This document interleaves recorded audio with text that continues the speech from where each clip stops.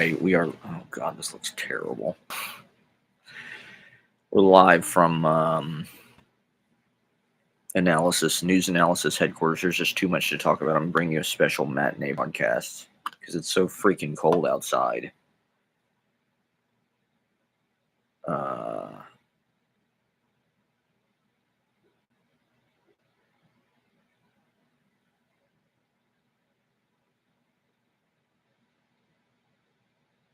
it's 35 degrees. City is on the edge. It is a manhunt, everybody. There is a manhunt in New York City. Okay, so I'm sure everybody has seen it by now. This vigilante justice. I mean, I called it, right? Vigilante justice, my last book.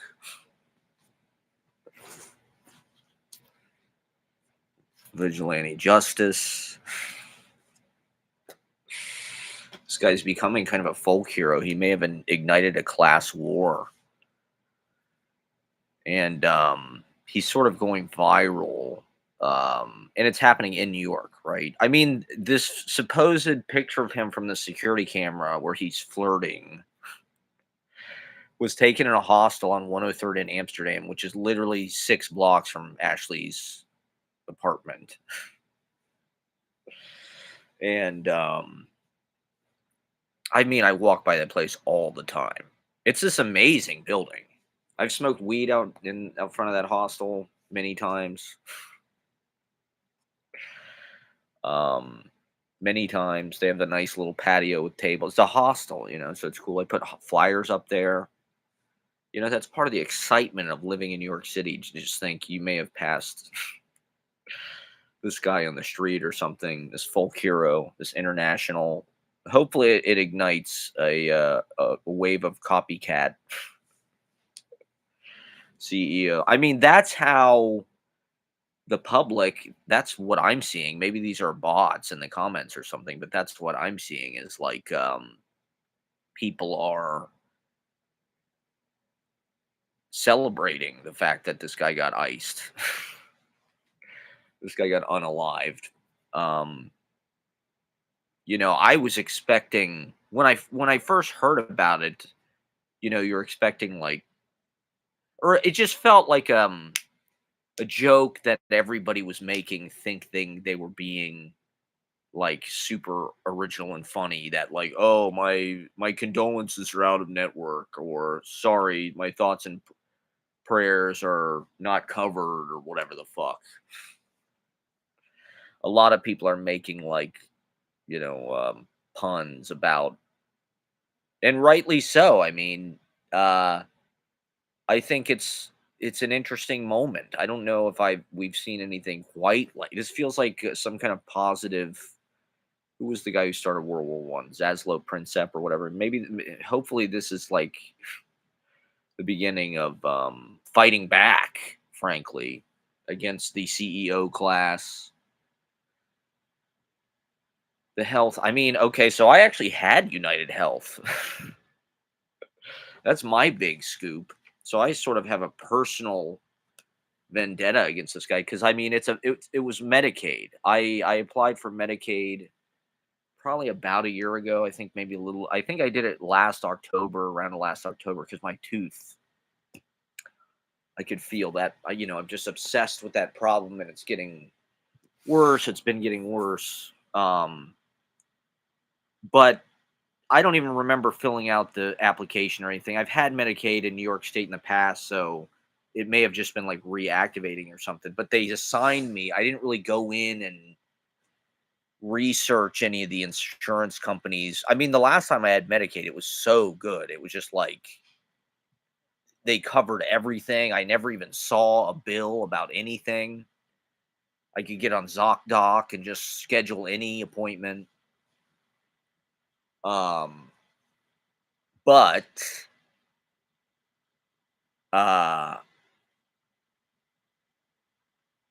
they assigned me this United Healthcare. And it was terrible. I mean, that's one of the reasons, maybe the big reason why I haven't been able to go to the dentist yet, because I mean, I literally made an appointment a couple times with different dentists through ZocDoc, and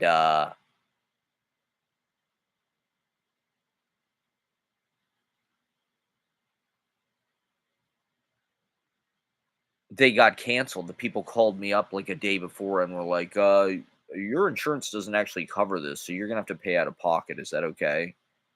It's like, and then Googled United Healthcare. I just thought all Medicaid was the same, or naive, foolish me, as if the fucking healthcare system in this country wasn't the most draconian, uh, maze-like dead end of a system. Uh, and so I was a little naive about that, but I just thought I'd get. I mean, New York. That's one of the reasons why I live here, because um, they have Medicaid. In Ohio, it's like you can't even get fucking Medicaid unless you're, I don't even know, old or something, over 65. And the Medicaid is actually really good. I mean, not necessarily that you're seeing like the most cushy, like boutique doctors or anything, but at least you can go to the fucking doctor. I mean, this assassination, if you want to call it that, this act of rebellion, this class warfare, this guillotine. You want to talk about eating the rich. How many people like to say that in fucking comment sections or something? It's like, well, this guy put his fucking money where his mouth is, and he might get away with it. Um,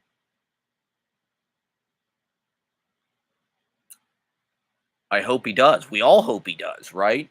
The people in the comments section. Yeah, so I had United Healthcare. I made a couple dental appointments. They called me and they said, "Sorry, you're not covered by your insurer, Medicaid." I don't know why New York State just automatically assigned me the shittiest insurance. I want to know how this guy knew who he was killing, for one thing. It's like, how did he know he was going to be there in that hotel? I mean, I guess there was some big conference or something, some big like health insurance or healthcare CEO conference, but it seemed like he really knew. Oh my god, this looks so bad. Uh Hold on just one second. Let me open the drapes here. Put some natural light in here, some room tone. There we go. Does that help at all? Maybe.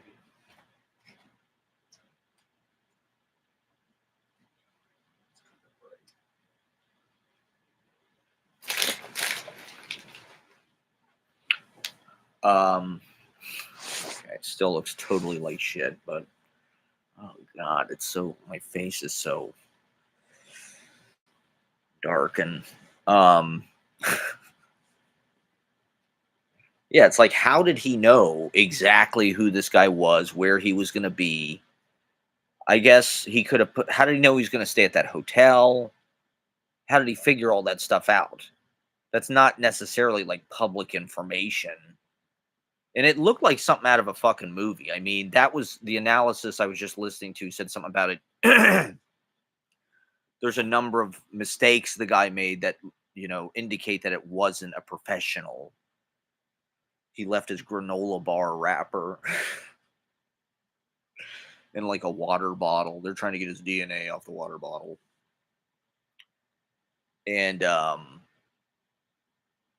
he wrote what? Deny. He wrote three. It was alliterative. It's like some kind of, people are calling him the Riddler.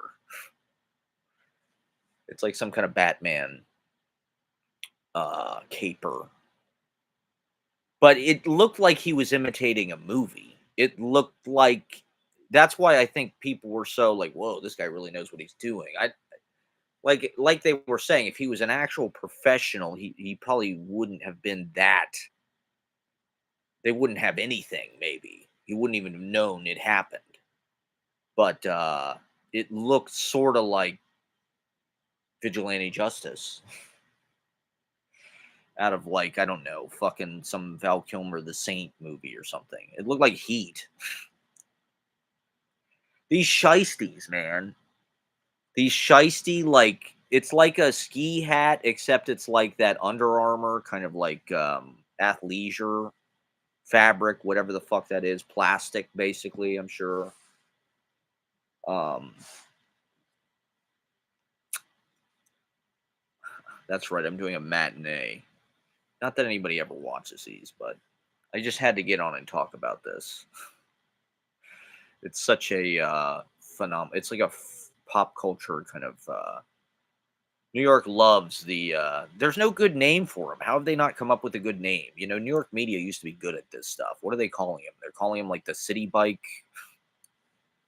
Somebody called him the bike bandit. I think that's kind of shitty. I love that he got away on an e-bike into Central Park. It's like, see, that was the ingeniousness of. It's my favorite avenue in Manhattan. Honestly, I've talked about it many times. Seventh Avenue. How Seventh Avenue goes right into Central Park. There's this little hill that goes up from Times Square, so you can see Times Square from Central Park and vice versa. You can see that green wall of the trees. And once he got, I mean, as watchers of my streams know, once you get into Central Park and once you get into that loop, I mean, I guess if they would have it's they could have closed off the park or something maybe, but e-bikes go pretty fast. I imagine he wasn't in the park longer than 10 minutes. And he probably just looped right out. Apparently he flew in from Atlanta in like November 27th or something. And he's been staying in this hostel, which is once again like literally 6 blocks from Ashley's house. So we were within, I mean, I kind of look like the guy, to be honest. They're showing this picture of him. To be honest, I don't think it's the same guy. The initial pictures from the like security camera and like the pictures they're showing us from this hostel, it looks like two different people. I think this guy's a patsy. He's like Oswald. He's like he's Billy Shears. I don't think it's the same guy. The guy, I don't know, their noses kind of look the same, I guess, but um the guy in from the first picture, I don't know, he had a little bit more of an intense look in his eye. His eyes were like more uh clear, like green or something. There was just like the second guy I heard somebody describe, he looked like kind of like Italian or kind of Mediterranean or something. Dark hair, and he's smiling in this hostile picture. He's like, and people are kind of enamored with this whole story and this guy sort of fighting back. Everybody in the comments is just sort of like, we don't know him, we didn't see him, we don't know nothing, we didn't see nothing, we didn't do nothing, we didn't hear about nothing.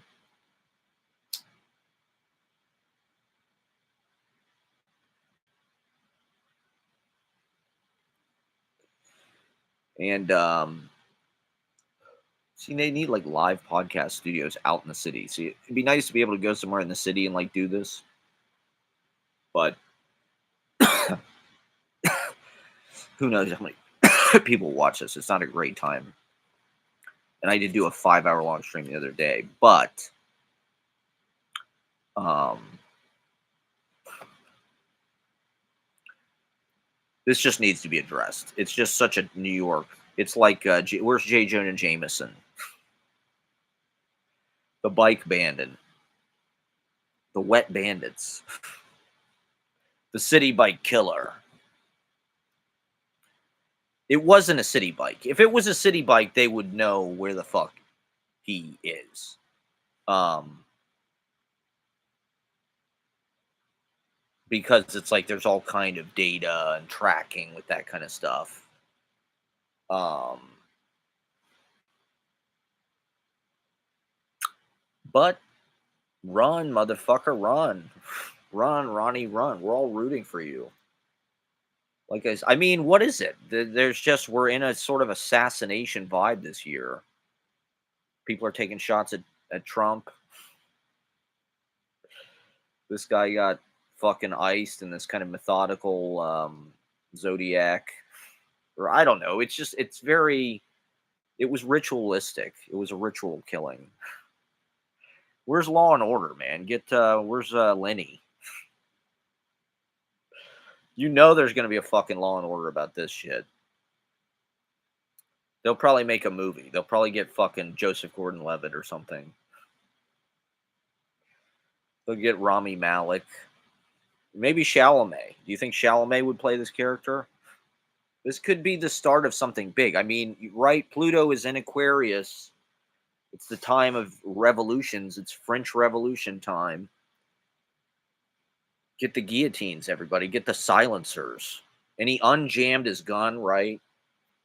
He had some gun that was like the magazine was in the handle or something, they were saying. And I gotta say, women are like kind of into this guy. This is the first positive male role model we've had like since Obama or something.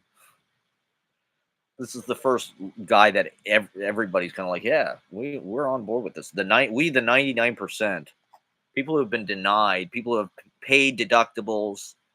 I mean, we're all fucking in this boat where it's like we have spotty health insurance at best. I mean, if you have Medicaid, you're lucky, to be honest. It's almost you either got to be extremely rich or extremely poor. If you're in between, you just get destroyed with taxes and insurance deductibles, and you're not covered and you're denied.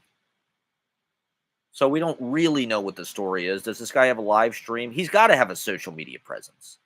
How have they not like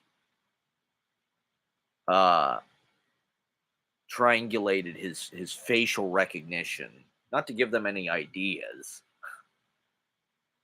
We want to help this guy. We want to, harbor. We'll give you shelter. We'll give you shelter. We have to protect this man. The city bike killer. Uh, there's got to be some kind of healthcare pun or something. It's Death Wish, everybody. This is Death Wish. This is Charles Bronson taking justice into his own hands. The laws have failed him. This country has failed him. Well, okay, so there's speculation that somebody close to him, or not to assume his pronouns, maybe he's they, them. But somebody close to them, or perhaps him, they suffered some kind of loss or something because of health insurance, because of United Healthcare. I bet his name is Matt. I'll bet you anything his name is Matt. He's one of the Matts. There's no way this guy isn't one of the Matthews.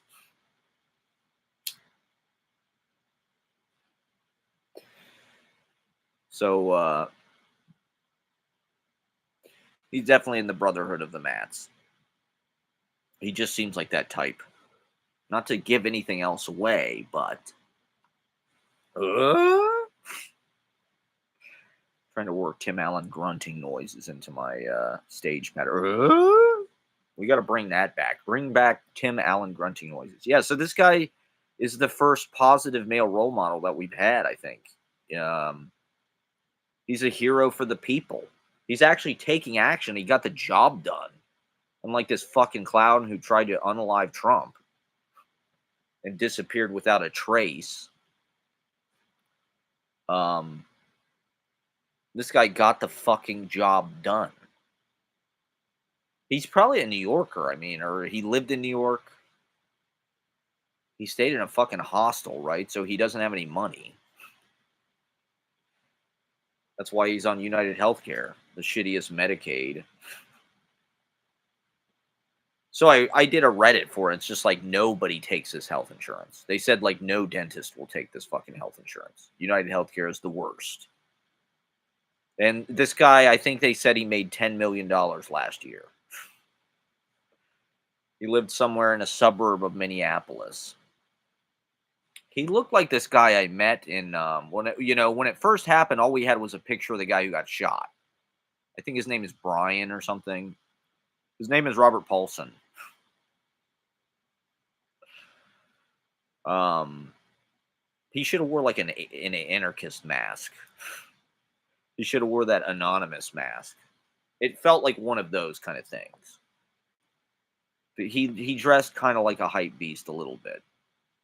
His backpack, his like shiesty, his hoodie. It was definitely like a post 2017 kind of get up he had on. The shiesty. I think that's how you pronounce that. To be honest, those things should be illegal. They're the perfect thing for criminals because it's like a ski mask. It has all the anonymity of the ski mask without the pesky thick. A ski mask is so thick and it's like cable knit and it's like around you got to pull it from your mouth and shit. Whereas the Under Armour thing kind of breathes. It's thin. It's form fitting. Perfect for assassinating healthcare CEOs in the middle of the center of the fucking world, basically. A block from goddamn Times Square or 10 blocks. 5 blocks. What a crime! What a fucking magnificent. Thank you for capturing. It's about time somebody captured the public imagination with a crime, with like a Robin Hood type crime. Not like a mass shooting. Like anybody who's gonna do a mass shooting, do this. Do this instead. Like if not to advocate, I'm not gonna. I'm just gonna get taken down, definitely. I'm not advocating. Please don't do a mass shooting. Please don't do that. But people are doing it. It was a trendy. It's one of the hallmarks of our era, or at least Pluto and Capricorn era. Maybe this will be the hallmark of Pluto and Aquarius, these kind of like folk hero, class warfare, fighting back. Do justice, vigilante justice. This book came out, when? This summer or something. I think I published this like July, August. So once again, we're ahead of the curve. And God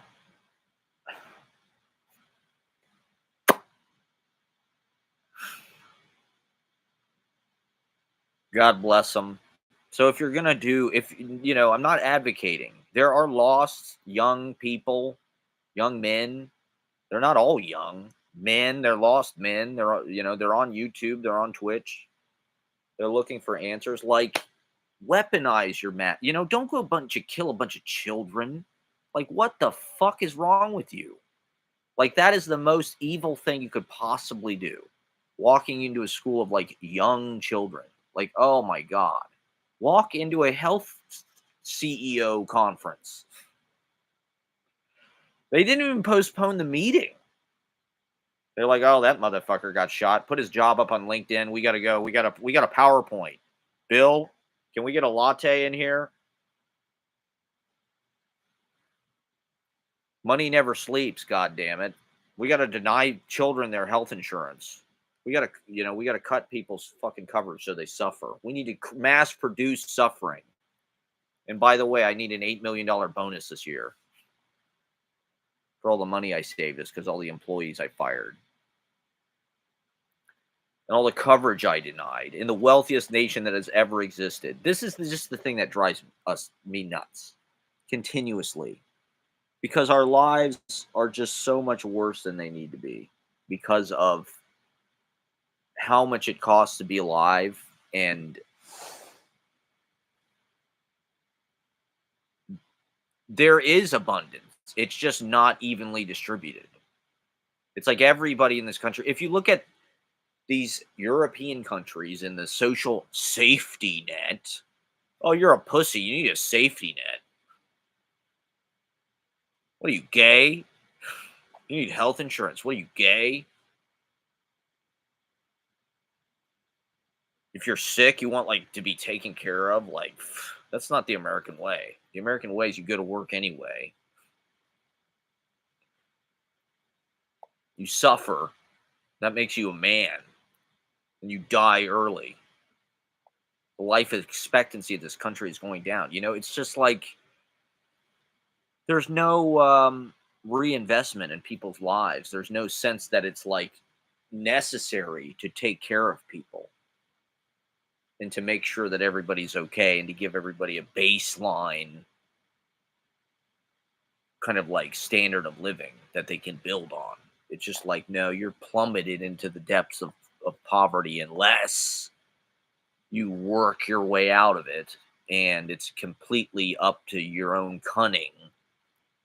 And everybody who's born rich has an advantage over you, and they have an easier way in, and they have connections and nepotism, and doors are open for them.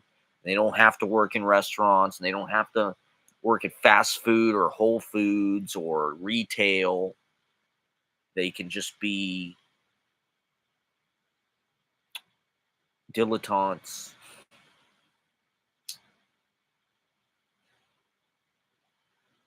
And there's no way to get ahead if you're not already born with an advantage. You won't even have health insurance. You can't even get uh I've been living with the fucking chronic leg pain for since April 1st, basically.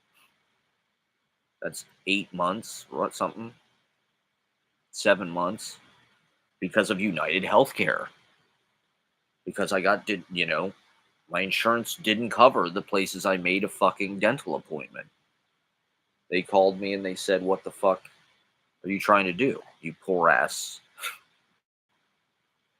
bitch?" So I've been watching these Goggins videos. Do people know this Goggins guy? Maybe it's just a TikTok. Maybe it's toxic masculinity. It kind of motivated me.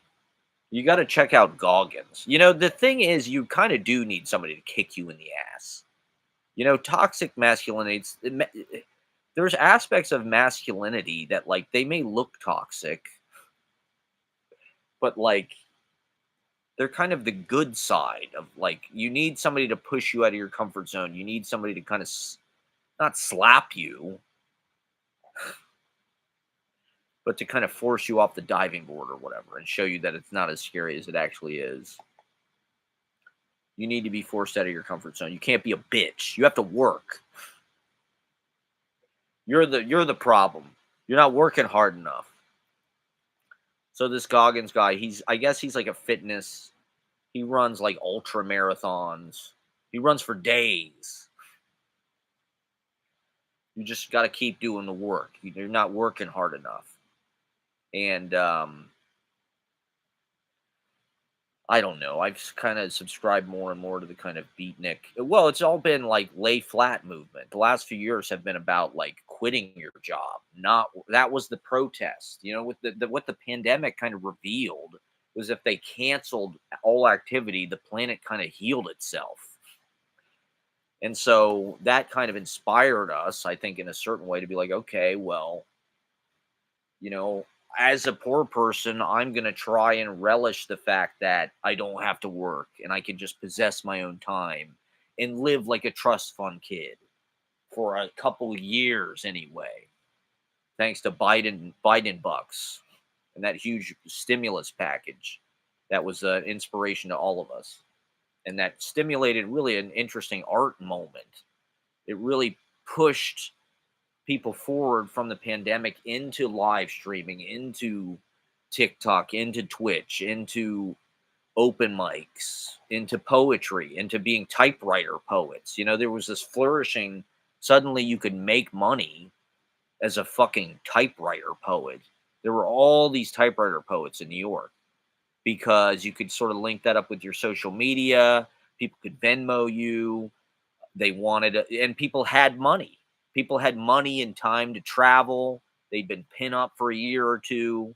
We experienced the pandemic skip where we were all quarantined. And so there was this, people really wanted to get out and do things. And we had disposable income for once in our goddamn lives.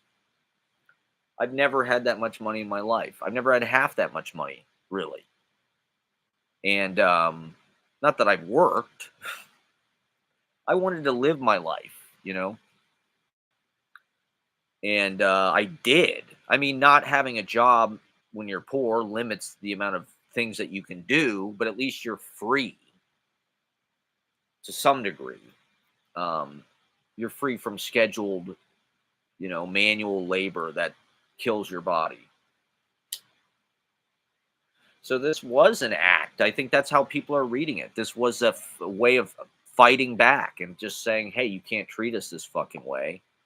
These CEOs on their private jets and their fucking $10 million salaries. How it was at 8 figures for what? To fire people, to downsize, to do shareholder buybacks, to give themselves huge bonuses. How did this guy, find? He's a resourceful guy, and I don't know. So he's becoming a little bit of a heartthrob. He's a sex symbol. So I think we should celebrate that, and men are not all bad. See, but he was smart about the way he targeted.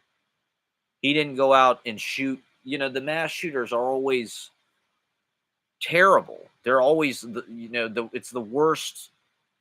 But I guess that's the person who's prone to doing that is a racist or walk into Pulse nightclub. It's like no, kill the CEOs. Kill, can we get Elon next? This is definitely going to get taken down. You can't really say this kind of shit on YouTube. Maybe I should go on Twitch or something. I'm not advocating. These are all jokes, okay? This is all jokes. This is satire, okay? It's protected in the First Amendment. I'm not advocating violence. I'm nonviolent. Well, I don't know. People really seem to be into the violence of this. They're really kind of like psyched that somebody's actually doing something. Well, think about how many people die every year for no fucking reason because they don't have health insurance in this country. I mean, for me, it's just like my whole adult life since I'm 25, basically. I've been in a maze of, not necessarily totally debilitating health problems, but, everybody's got IBS or fucking Crohn's or they're gluten intolerant um, or worse. There's a lot of carcinogens in the goddamn food. There should be a fucking, those companies should pay for the fucking health insurance, to be honest. If they're going to poison us, fucking Nestle or Robert J. Roberts or Monster Energy Drink or Mountain Dew Code Red, anything with yellow 5 in it, those fucking people should pay for the goddamn health care in this country, which is a huge fucking business. These pharmaceutical assholes make more money than anybody. When I was waiting at Megu, this expensive restaurant I worked in, the biggest tables we got were Saudi royalty, Hollywood, oil people, and pharmaceuticals. Anytime Saudi royalty would come in, it'd be like a whole table, 15 people.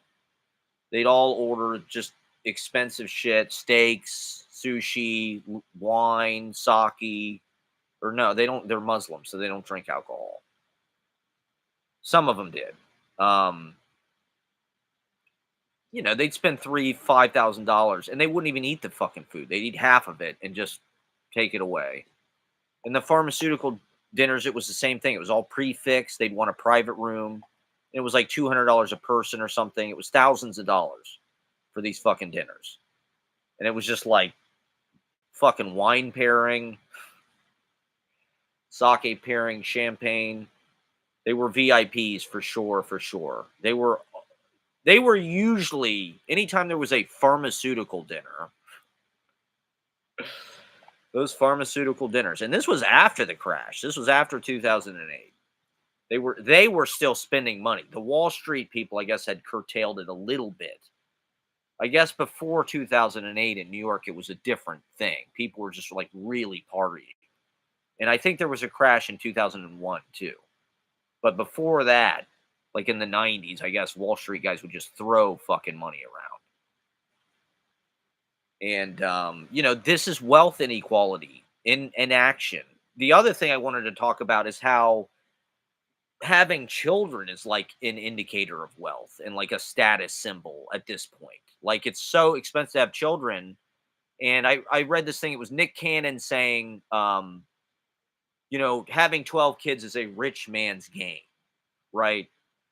And it used to be normal, sort of Irish, right? Irish Catholics, like my mom's side of the family, she's not one of 9 kids. I mean, they were upper middle class, but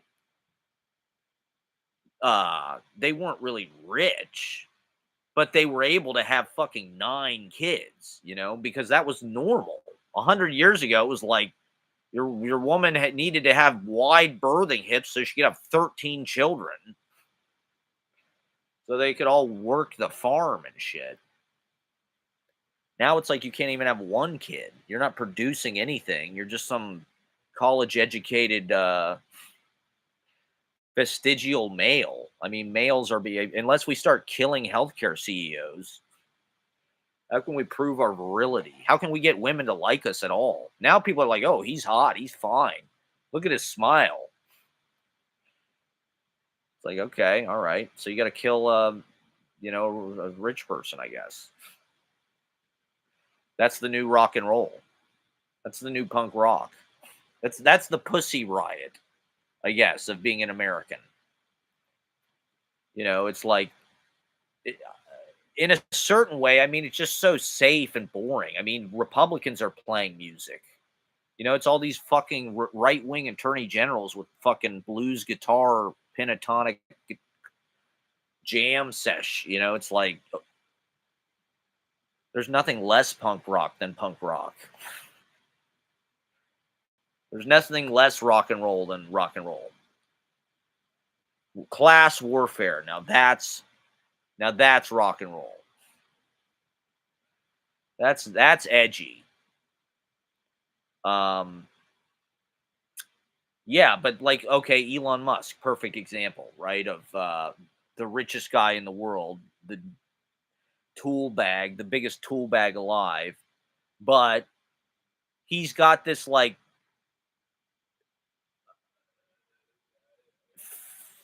fetish, or I don't know, like drive to like just procreate. He's obsessed with it, right? It's like, oh, we need to have more babies so we can populate Mars. There needs to be more babies, right? The population is. It's like he complains about this, but he doesn't. I guess he's like a typical Republican right wing. It's like but he doesn't understand like the problem. It's like the reason why people are not having children is because of wealth inequality. It's because you have 300 billion fucking dollars and we have nothing. We can't, it's like we can't become upper middle class. We can't even become middle class. We can't even have 3 kids, let alone 12 or 9, or you can't support yourself even. You can't even move out of your fucking parents' house because everything is so fucking built. It's the fleecing of America. We're not just being fleeced, we're being skinned alive. We're being built every goddamn which way but loose. And that way too. I mean, it's absolutely insane how we're getting uh, exploited financially every single fucking way. We're producing wealth and it's being hoovered upwards by the billionaire class and by people like this healthcare CEO who got iced in New Jack City, baby. That's what happens when you fucking step foot in New York, baby. It's class work. Well, I mean, hey, they all live here. New York has more billionaires than any city in the world, okay? And it's not a gated community yet, even though they did congestion pricing and it's too expensive for poor people to live in Manhattan. You can still go there, kind of. I mean, there's fucking cops everywhere now. There's cops all over the fucking subway platforms. I'm not afraid of this guy. I know he's not going to kill me. Like, I'm not afraid of, I don't think anybody is. I don't think anybody's like, oh my God, there's a killer on the loose. That's not the vibe that I'm getting. 50 years ago, when the media was dominated by three fucking TV channels, they could control the narrative and be like, oh, it's a manhunt city on the edge. But it's like, if you read any fucking comment section or any reaction about this, the people are kind of on board and they're kind of stoked about it. This is like revolution. This is Les Miserables, right? This is Jean Valjean or whatever shit. I haven't seen Les Miserables. I don't know who Jean Valjean is, but I think he's like some kind of revolutionary Che Guevara, like communist, socialist, hero of the people. Um, I mean, Babette's Feast has kind of resonances with this, right? Because Babette has to leave Paris. Her family is killed. She's the genius of the age, the culinary genius of the age. She works in Cafe L'Anglais. She's the head chef of not the greatest restaurant in the world. 3 Michelin stars. And she has to leave because of the commune. I don't remember exactly why her family gets killed or whatever, but 1871, 1872, there's like this battle between uh, um, the proletariat, the people, the communists, and the aristocracy, the upper class, the 10,000 franc a meal diners, right? The La Bernardin prefix menu for $1,600, or Daniel, or whatever the fuck it is, Le Cirque, per se. Like, if you're gonna, not to advocate once again, but if you're gonna pew pew, go to one of those places. Go to like some expensive. Here I am. I sound like Jack Lucas. It's called yuppie inbreeding. Um, that's literally what Jack Lucas said. I don't know. It's like this guy was surgical precision about what he wanted to do, and he did it. He clearly is. He probably has a master's degree. He's probably a hacker or something. It's not the same guy. I don't think it's the same guy. The guy in the first picture and the guy in the second two pictures who's like smiling at the hostel or whatever, pulling his mask down. It's not the same guy. And we're not trying to catch him. We're just trying to, these billionaires should be scared. They should give something fucking back. At least the robber barons were like philanthropists, right? There's no discussion of that. Not that like that's what I think the solution should be, but like at least they could build fucking libraries or something. Like those Carnegie libraries are still here and they're really incredible. Like Elon Musk, what is he? He just loses it. It's just like he just vaporized, crypto and the stock market's like, how can I vaporize $56 billion in one day? Oh, I'm Elon Musk. I'm a fucking retard. I'm an overgrown fucking Marfan's man-child. Fuck him. This is why they need to tax the billionaires. So there's fucking parity. These guys are too strong. They're too powerful. They should not just be able to spend $250 million on our election like it's picking up a fucking dinner check or something. It's like they bought our fucking country at an auction. Nobody else was bidding on it. There's no, Citizens United and all this shit. You can donate to these super PACs. There's no limit on how much money a billionaire like Elon Musk can invest and publicly. The Koch brothers have been doing this, but Elon Musk just kind of gamified it or something. He made it like this spectacle of like you win $1 million, you win $1 million. And look, we're on stage at Madison Square Garden, and I'm the ultimate cringe, like fucking tool bag. Somebody iced this guy already. What have we got to lose, right? The planet is dying. Like maybe this guy had some kind of fucking terminal condition or something. It's usually like dumb fucking right wing people that do these mass shootings, suicide, or I don't know, just like high schoolers that are just like completely alienated and I don't know, just like soulless or something, just drained of any kind of like human fucking contact or empathy. Or this guy didn't seem like that. This guy seemed like it was coming from humanity. It was an act of humanity. It was targeted. It was meaningful. He wrote poetry on the fucking bullet. They had this alliterative. Maybe this will be like the first in many. How dope would that be? What if he comes back and like every 2 weeks, like some fucking high profile CEO gets like just like silenced? The public wants it to be like a fucking Batman movie. People are so fucking retarded with these superhero movies that it's like he's completely speaking to them on their terms. The kind of Riddler clue on the fucking bullet. It's New York City. It's like he's fucking Spider-Man. He's defeating the supervillains, actually. He's not the villain. He's fucking Peter Parker.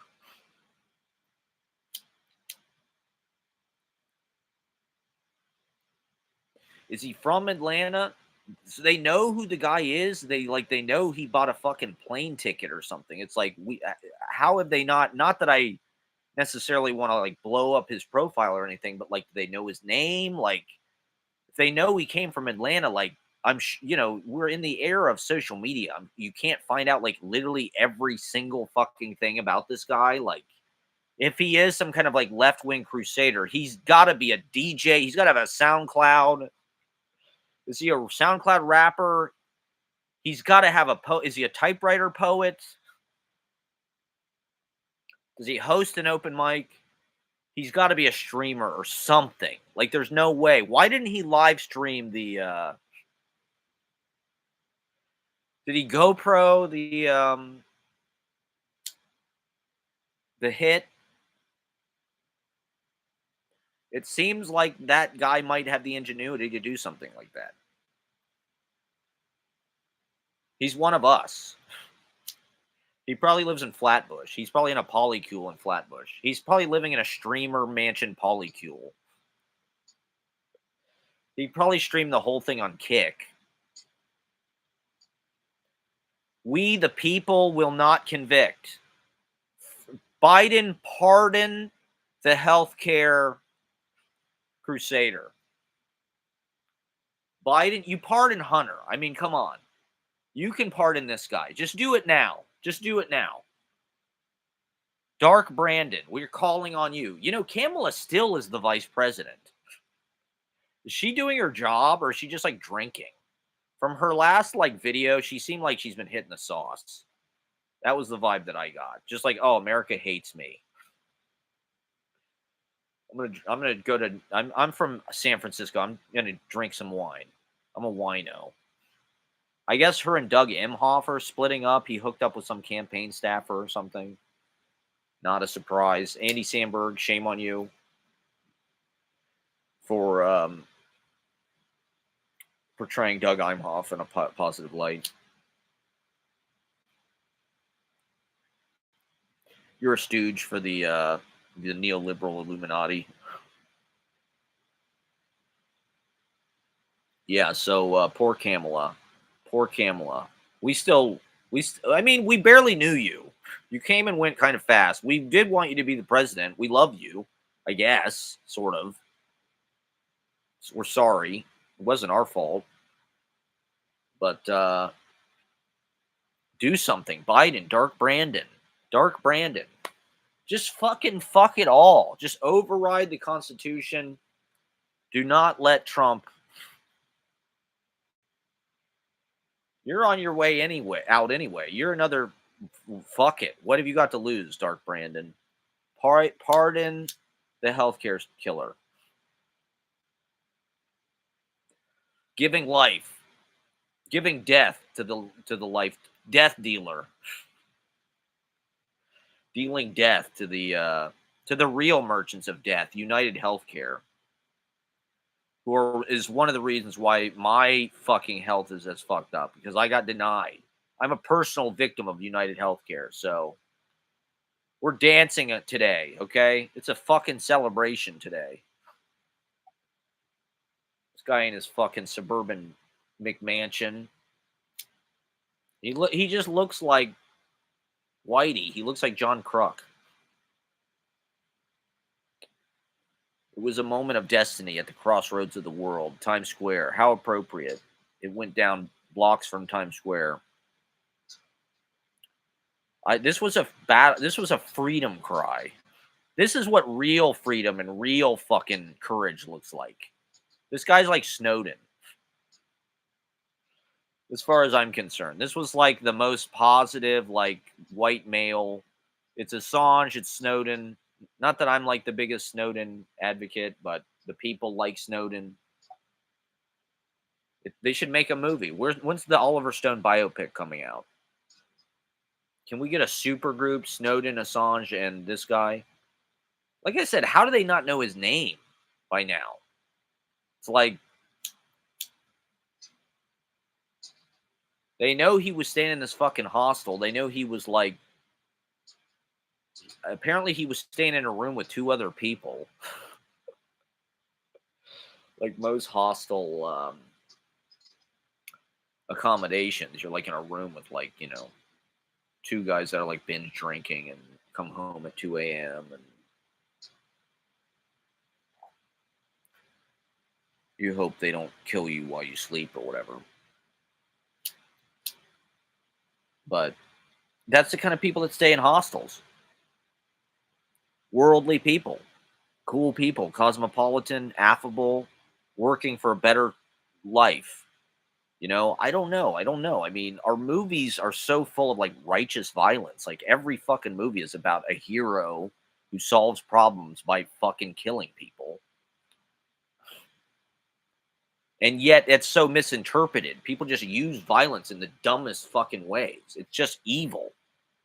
And that makes sense, right? Like we're non-violent, we're conscientious objectors, we're warriors of light. We're love warriors, baby. It's about love power. Like Lorenzo Saint Germain Dupois, LSD. It's about love power, okay? To me, this was love power. This is going to save lives, okay? In the long run, it's going to, because I don't know, maybe it'll get through to these people. I mean, it happened right on the steps of their fucking conference. Like, granted, they didn't postpone the meeting or anything, but they're maybe at least shook. Let's hope that they're shook, because I bet that they're shook. And they fucking should be. All of these fucking CEOs. You're fucking fired. How about that? How about we, the fucking people, fire you? The ultimate fucking termination. The ultimate severance package. It's called my fucking Glock. It's called BAP BAP. I don't know. We're in the age of revolutionary assassination attempts, I guess. This guy was successful. He must be playing Call of Duty.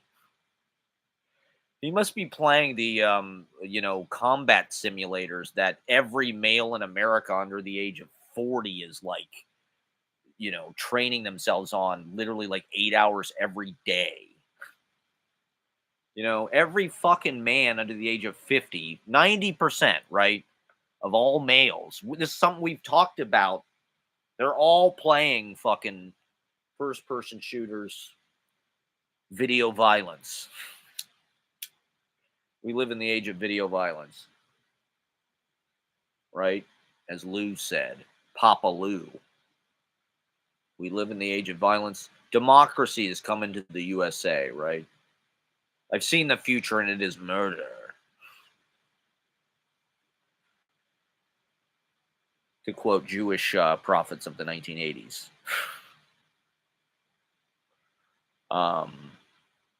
Prophecy is everywhere, just that's what we're in tune. We're speculating, we're trying to divine, we're feeling our way intuitively to the future.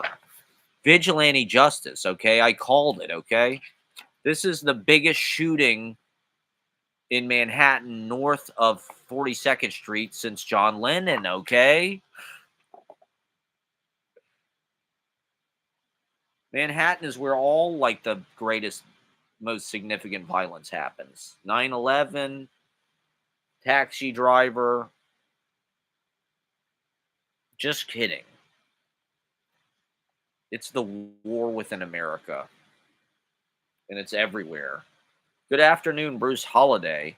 Have you been following the healthcare unaliver, the class warfare that's happening? The people are fighting back. Are you pro, or have you watched Goggins videos? Yeah, so we're speculating about the whereabouts of the assassin on the lam. It's exciting. I can't wait till it's a movie and a TV movie and a Netflix movie. Gus Van Sant should make a movie. There should be like a 0 day about this.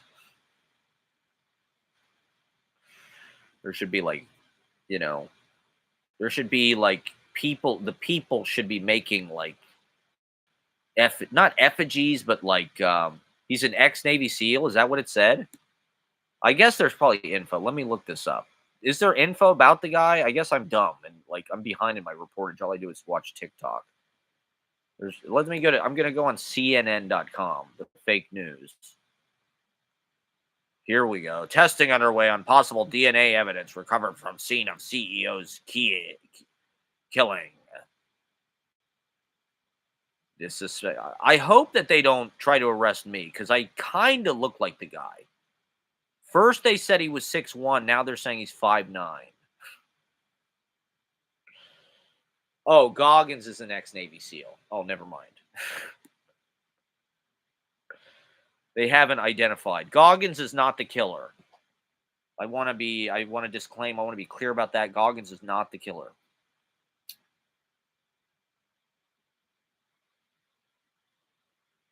And it wasn't me, even though I sometimes stay about 6 blocks from the hostel where this killer was seen. I don't think I've ever actually been inside that hostel. I don't wear a mask ever. Anybody who knows me knows I'm an anti-masker. So it can't be me. I don't, my backpack, I couldn't do anything that guy does. There's just no way. I mean, anybody that meets me, it's clear. There's no way I could have committed that. I could not have executed. I wouldn't have. I don't know. It was so emo. The writing, the etching on the bullets is so fucking emo. It's like this guy probably has like angel wing tattoos or some kind of like bird tattoos, like raven tattoos or something like on his. He just feels very emo to me. Feels like very My Chemical Romance or something. What did he write on the bullet? Deny, deduce. It was like a play on. It was a witty play on the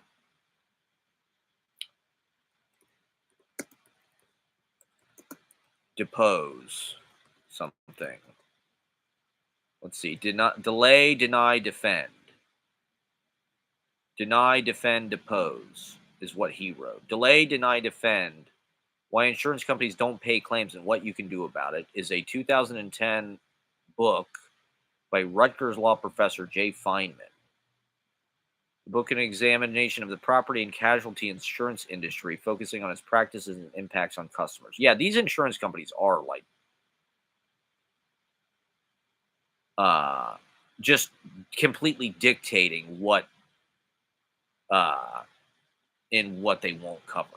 Like when my fucking storage unit, first of all, they make you get the insurance. The insurance is required.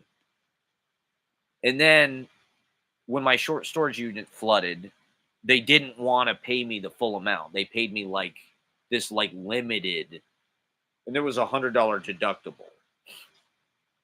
So they took back out of that even. It's like I didn't have any say in the matter whatsoever. It's like I had to pay the insurance. This is what they decided they were going to pay me. And if you don't like it, like what the fuck are you going to do? You're going to take them to court? Like they completely dictate on both ends what what the maximum you're going to get. And so deny, defend, depose.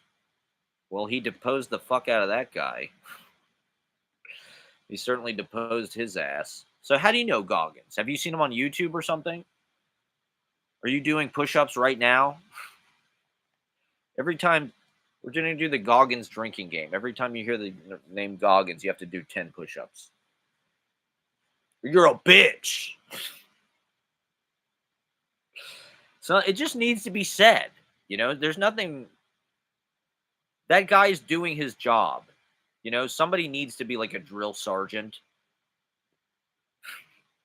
Wake up, immediately do 100 push-ups. As soon as you wake up every day, do 100 push-ups. Roll out of bed, do 100 push-ups. Hey now. So we're dissecting the healthcare killer. You got to go back and watch from the beginning. I hope this stream doesn't get taken down because it has been a good one. You got to go back and watch from the beginning. But there's been some funny shit. But yeah, we're talking about this fucking the manhunt, city on the edge, a special report. This is breaking news, everybody. We had to break in. I need some kind of breaking news, like title card for my for my live stream. Like every every time I go live, it should just be like breaking news. Interrupting your daily. We had to go live here. This is an Amber Alert. Manhunt, city on the edge. Manhunt, city on the edge. We're still looking. He's in Central Park somewhere. He's camping out. It's freezing. He's freezing his ass off. He's in the Ramble somewhere. He's cruising on his e-bike. Violence is not the answer. I feel bad for his wife and children and their loss. Yeah. That is the compassionate way of looking at it, for sure. That's what I thought people were going to say. I was a little shocked when everybody in the internet was like, fuck this guy. Let's shit all over the dead bastard. Good. We're glad he's dead. Fuck him. He's, you know, thoughts and prayers. It's been politicized. We're politicizing this mercy killing.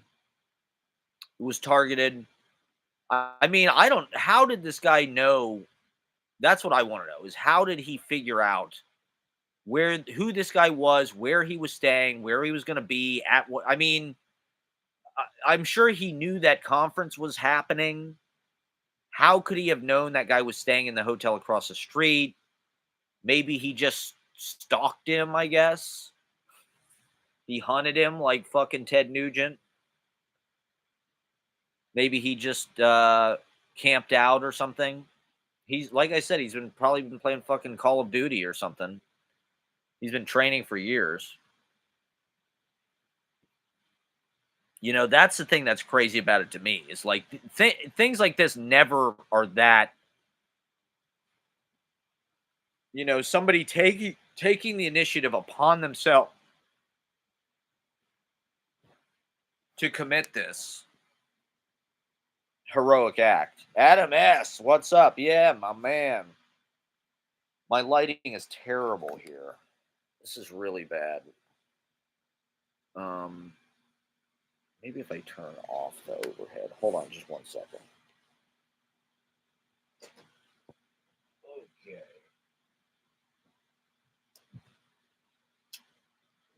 Oh, that's worse. That's a lot worse. All right.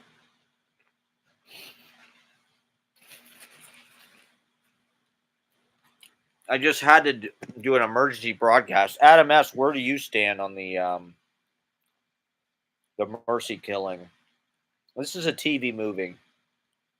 It feels like 1994 again. Crazy, kind of like tabloid um, crimes and stuff in the news. Tanya Harding, Joey Buttafuoco.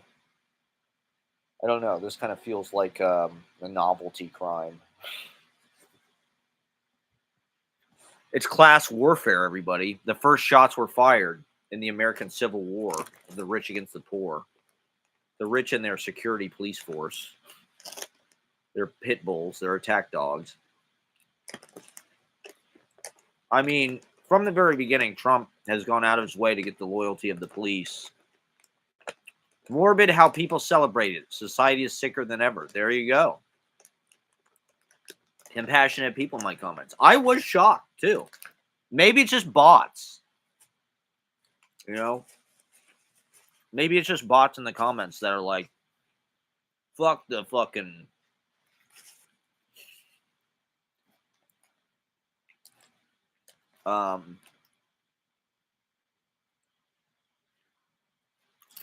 He looks like a nice enough guy, but, if you look at what these insurance companies... No people are so unhappy that they now celebrate murder. Yeah.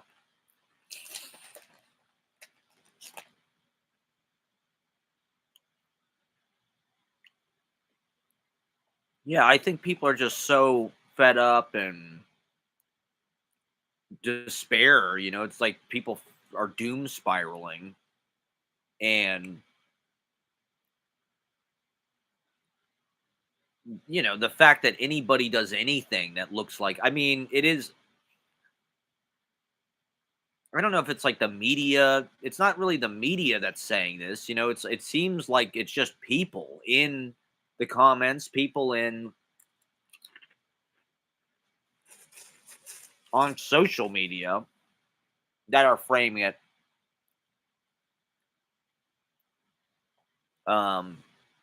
nice as this kind of like folk act of heroism, Robin Hood.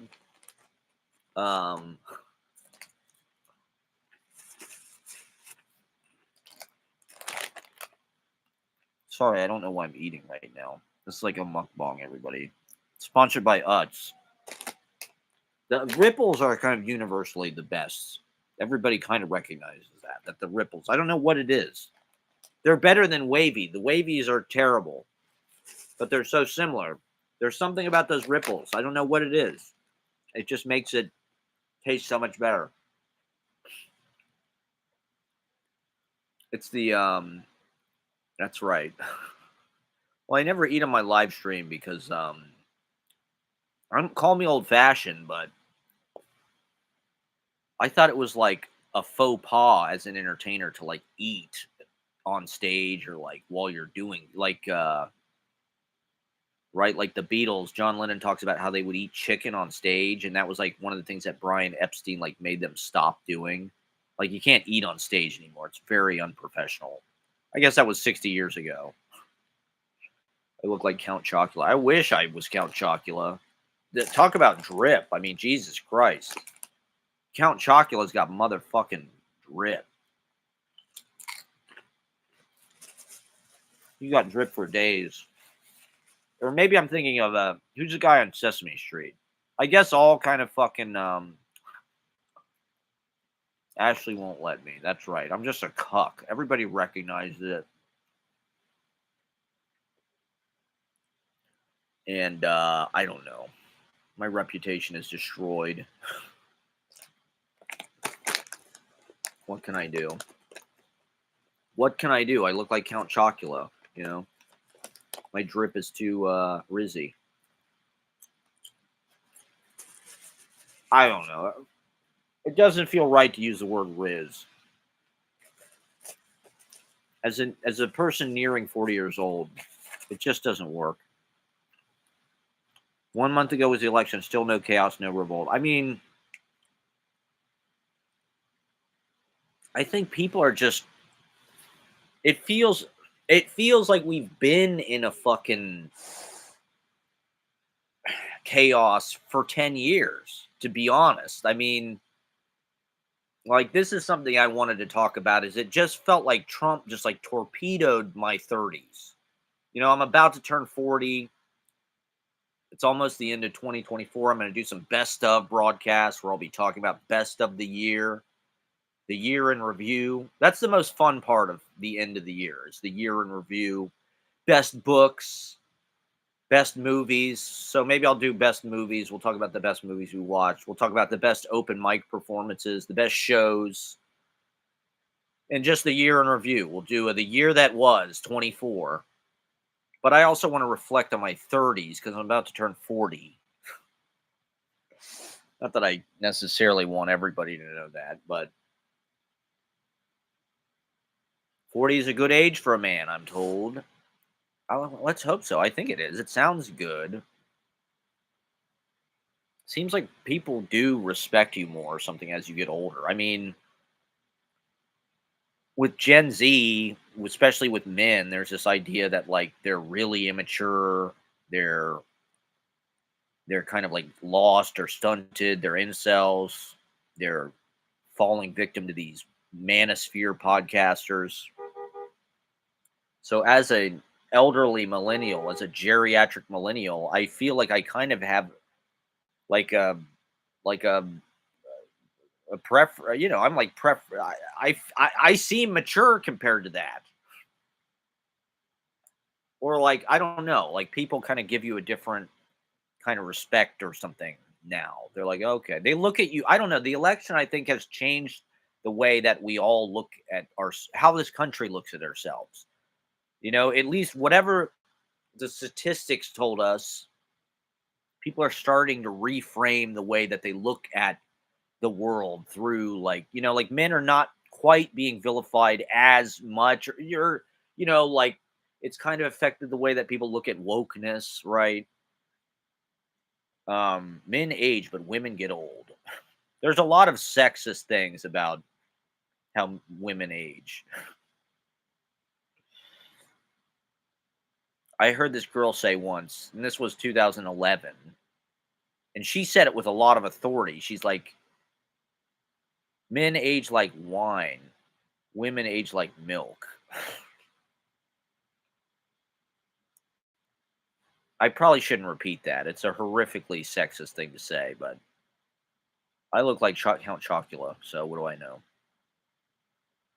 Men are supposed to have wealth or some shit when they get old. Well, that's another thing that's shifting, right? Is like the balance is shifting. Men are no longer the sole income earner. They're no longer completely the breadwinner. Now it's sort of competitive, and it can be hard to keep up, to be honest. And it's, you know, to build wealth, there's a huge fucking gulf between people who were able to buy houses and build wealth before the fucking pandemic and everybody after, you know. We're just kind of like washed out. We're crashed out. Everybody's new favorite expression. We're crashing out. I think that's a post election. We can feel America crashing out.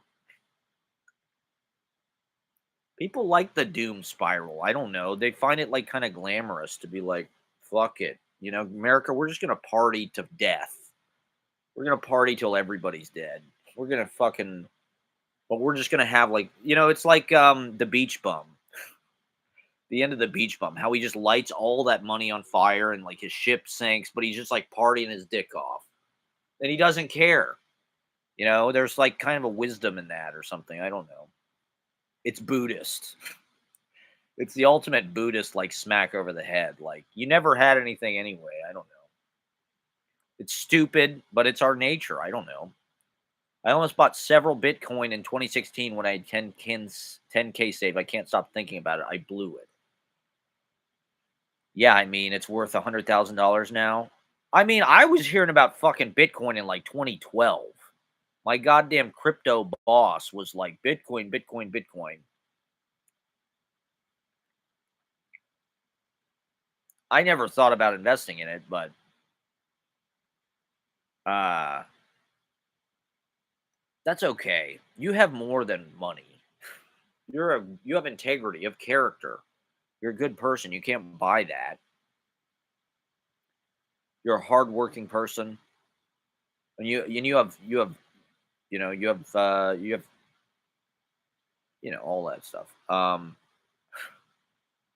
But yeah, so I just feel like Trump torpedoed my 30s. I mean, I turned 30 in 2015, right? And my life was just starting to take off in a good way. Started scenes from life, public access, holy smokes, all this kind of creative energy, poetry stuff. Then Trump came in 2016, boom. And ever since then, it's just like cratered.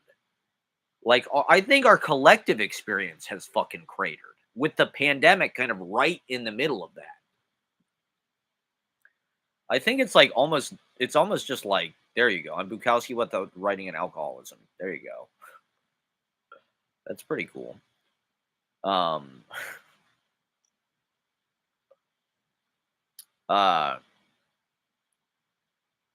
in a certain way, I feel like we're just now beginning to like reflect on the pandemic. Like we're just now far away from it that like we're just now realizing like, oh my god, like this actually kind of fucked everybody up in a weird way. This is why there's incels. This is why all these Gen Z guys don't have fucking girlfriends and shit because literally they forced them inside for 2 fucking years of like development years where it's like they're supposed to be learning how to talk to girls and going to discovering drinking and loosening up and like becoming there is something that happens to a lot of guys between like when they're 16 and like 20 and when they graduate college at like and to be honest, I hate to advocate for drinking, but drinking in my experience had a lot to do with it. You saw guys that were shy, awkward, didn't really know how to have fun, didn't really know how to like be themselves and they started drinking and when you're in high school it's like if you have 2 beers you're wasted.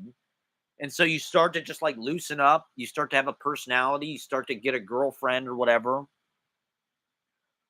Gen Z guys at that point, it's like, no, school is fucking canceled. You're going to do it all remotely. You're going to be forced inside, probably with your goddamn parents. And like, how are you going to make friends? How are you going to fucking talk to girls? You're going to do it all virtually or like you're just going to, and to be honest, it just habituated us all to social media, the internet, computers. If we weren't addicts before, we didn't have a choice afterwards because what else could you do for a year but be on the fucking computer? My dad is offering me a yurt he has in a corner of his rural homestead. I'm seriously considering getting out of Seattle. That's a cool idea. I love that idea. Just low overhead. This is the thing that people don't really was not really ingrained in us about economics growing up, but like it's almost a better strategy just to have low overhead. Like find a way to live as cheaply as possible, and your fucking rent is like by far probably the biggest percentage of your expense. Like whatever you can do to find like a way to live for free or cheaply or off the grid, or the city feels like a ticking time bomb. Wow. Um, but it's like when you have low overhead, one of the reasons you do that is so you don't have to work as much, so you have more time to do creative things, to spend with your friends, to live your life. During the pandemic, that was one of the positive things about it. Once Biden got elected, things kind of stabilized. The quarantines went away and shit. Um, People did sort of like have free time to pursue their art. I published all these books. I fucking got that printer, started publishing the chapbooks, distributing the chapbooks at readings, doing open mics. Women here are being so rude to me since the election. Straight white men are getting blamed. Wow. That's interesting. I haven't really felt that in a weird way. In a weird way, I felt like it's given women in the okay to like not hate us again. Because to some degree, I mean, this is why I talk about the Gen Z men, because it's like those are, I guess it maybe has to do with like how macho presenting you are or something. Like maybe that's less popular. I don't know. But it seems to me like I've heard a little bit about 4B and this and that, but to be honest, I don't really think people already kind of did that. We've already been through the cycle of like fuck men, men suck, they're all toxic. To me, if anything, the election kind of proved like that strategy just doesn't work. It's like a lot of women voted for Trump. Uneducated women more so maybe than educated women, but it's kind of everybody's fault. It's not like it wasn't like he didn't lose the popular vote. It's not like he lost the popular vote. It's like, and I'm not saying he had a mandate, but it's like if you just look at it demographically, a lot of people shifted towards Trump. It wasn't just straight white men. It's like, oh, wait a minute, now Latino guys fucking voted for him, and black guys voted for him, and like Gen Z straight white men voted for him because of the manosphere, because of Joe Rogan, because of these fucking podcasters. Um, but I don't know. I definitely felt the first time with Trump, I definitely felt like women, especially educated women, felt like they had license to be mean to guys. It was like popular, like shit all over men. I mean, I've talked about it ad infinitum on this fucking live stream. It's just like there was a whole era of like, I'm gay, dude. Fuck you. I don't even like guys. I'm gay. Like that was the answer. Whatever Trump is not, the answer, that's the answer. Trump is a straight white guy, rich. So like the left became about everything else and just like really leaning into like the Jaguar fucking campaign, like woke, queer, bisexual lighting. And it was good. I think that is good. But I think you have to, if anything, I think smart people on the left have to look at the election and be like, we alienated these people because we shunned them. We alienated straight white men because we were mean to them, because we disincluded them. I mean, maybe, I don't know, maybe woke people on the left are not looking at it that way. But to me, I felt women being way nicer to me since the election. Maybe not since the election, but like over the past couple of years, it's gradually loosened up. Around 22, I could feel summer 22, women started to like not hate us as much. They started to like relax the embargo on straight white men. And it's sort of been getting better and better. And basically for maybe like the last year or something, but particularly within the last few months. But I mean, even with the election, I don't know. I feel like I've gotten more fucking reaction or like positivity from women since the election in a weird way. Because I think everybody on the left who like is against it just sort of like we realize that like stressing out about it and it just doesn't do anything. And performative activism like virtue signaling takes a lot of fucking energy and it's the demographics kind of indicate like I read and I don't know if this is true or not. Maybe this is fake news, but supposedly 64% of Native American people voted for Trump. I don't know how that's possible or if that's possible, but like, it's arguable that they're the most marginalized group, not to make it like a hierarchy or anything, but like indigenous peoples in this country are generally, I mean, we basically genocided those people. Not that it's a competition. Maybe black people are more. That's a great thing about America is it's a race to the bottom. And it is white people's fault. And there were years of fucking, you know, um, white guilt about that and performative renunciation of my whiteness and I acknowledge my whiteness and I think to some degree it's like integrated with more of like a working class sentiment, but also just people I think are like coming to terms with the idea that like it just doesn't work. It didn't work. We lost the election. It was if Trump came back, then something went wrong. Whatever we're doing, whatever strategy we have is not working. Hating men, being rude to men. We need. I mean, even though you know, like we've talked about, the fucking buzz cut. I cut my own hair. I wanted to do like a short haircut this summer, and I've wanted to do for a while, but I'm worried as I'm getting older, my hair is, not as thick as I once was. And so I'm kind of like, I don't really want to cut it that short because what if it fucking doesn't come back?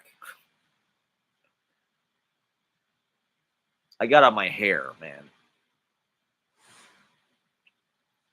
Let me turn on my light real fast. Be right back.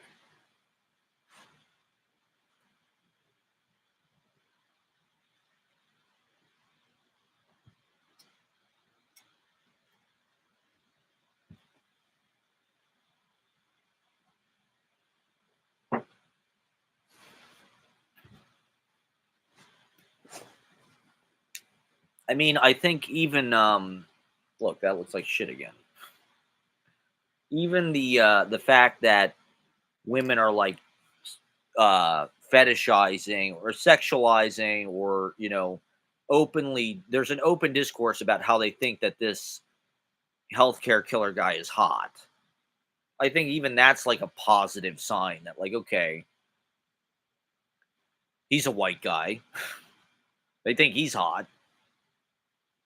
People are like I don't know, a lot of people's are, it's like it's rat boy summer because of fucking Jeremy Allen White and Barry Keegan or whatever. It's like okay, well now this guy is the hot kind of like trending media celebrity uh creating excitement in our lives, doing something that we all are fans of or whatever. And so it's like, okay, now women are gonna associate those qualities, what this guy looks like, with like, oh, he's kind of sexy, or they might have a positive view. Whereas, like, for most of Trump era, it's just been men are shit, they're all shit. I'm a lesbian. Not that women, not that there aren't, I'm not trying to say that that's not valid for people, but as a guy, it sucked. As a guy, like I'm saying, Trump torpedoed my 30s, where it's like, it felt like, a big reason why I'm a failure, contrary to what Goggins says, I'm going to blame everybody but myself. You know, it's not entirely my fault. It's been very hard to get anywhere as a straight white male, especially in goddamn poetry world, which is not traditionally the domain of straight white males in a certain way. It's traditionally kind of a queer space, actually. Um,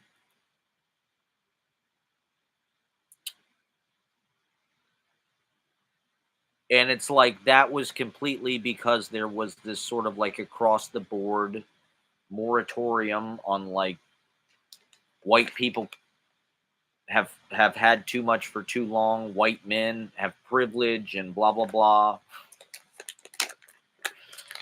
And so they have to get in the back of the line for the first time in history. And that was an important moment. And I don't know, in a weird way, I do feel like was I sent here at this time in world history to like suffer? Am I like some kind of masochist that just enjoys like uh like I'm Catholic, like the saints, they all die in these like horrific ways. They're all like tortured, or there's some kind of bodily, they're shot with arrows or whatever the fuck it is. And that's like an inverse incentivized kind of programming, but things were just starting to go well for me. Trump came in like a fucking tropical storm. The clouds gathered on the horizon. You could see the darkness just come out of nowhere. 2015, it's like the skies were clear, blue, the weather's beautiful. Obama's the fucking president. Economy's good.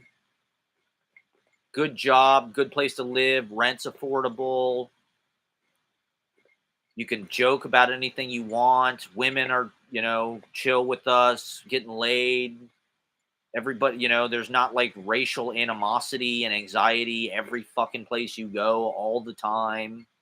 Things are diverse, but it's not like obsessed with proving that there's the, diverse quotient or whatever. And then all of a sudden it was just like Cape Fear. The black clouds swirled in, the Trump storm.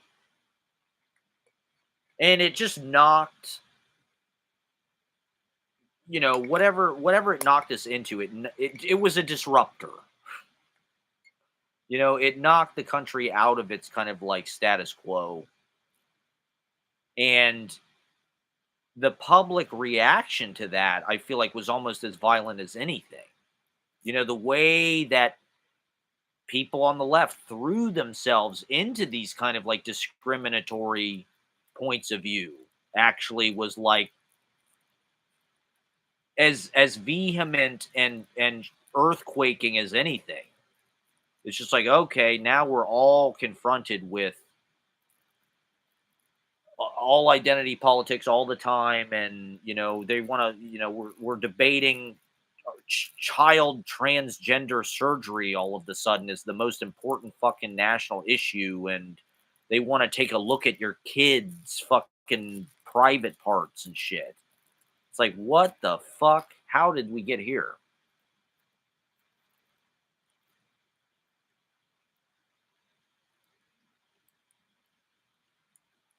And I've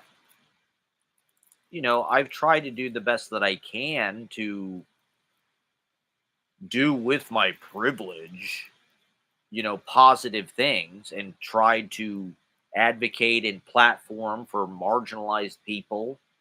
This is one reason why I put so much time and energy into hosting open mics or throwing events or um, being a videographer, because it's like I'm trying to, if it's all about representation and optics, it's like, well, okay, I need to take myself out of the picture immediately.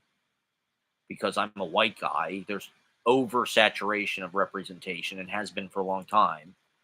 And so what can I do? I can help other people be seen by filming them, by publishing them, by putting them on at the open mic and blah blah blah.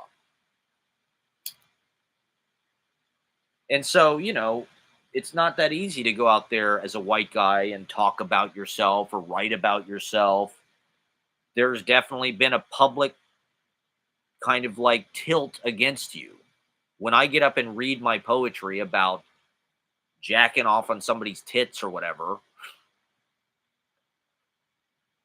the women in the crowd in 2015, it would have been no big deal. They may not have liked it. I don't know. But now it's like people are kind of weaponized to uh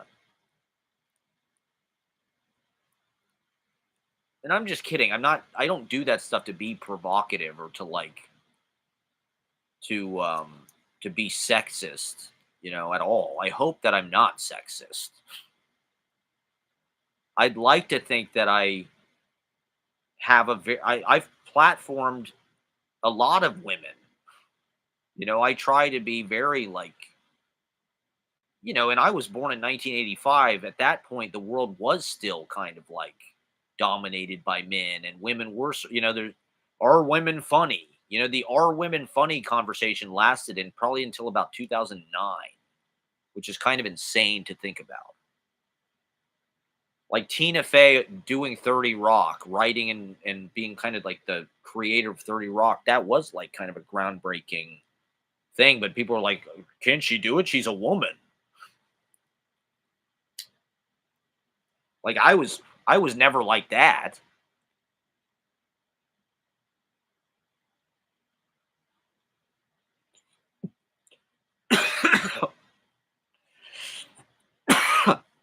I am just going to do a few more minutes till 2 hours. But for guys, it's just been, you know, this open disdain. And it is almost like racism. I mean, Jesus Christ. People aren't that mean to you. It's not that bad, obviously. Maybe I shouldn't compare it, but there's an open disdain for like half the people alive, for one of the genders. It's like, why? Just because you're a straight cis het man, you're automatically like, we get to treat you like shit. We get to be mean to you. You're not going to get any fucking support. You're not going to get any fucking help. You're not going to be even considered. It's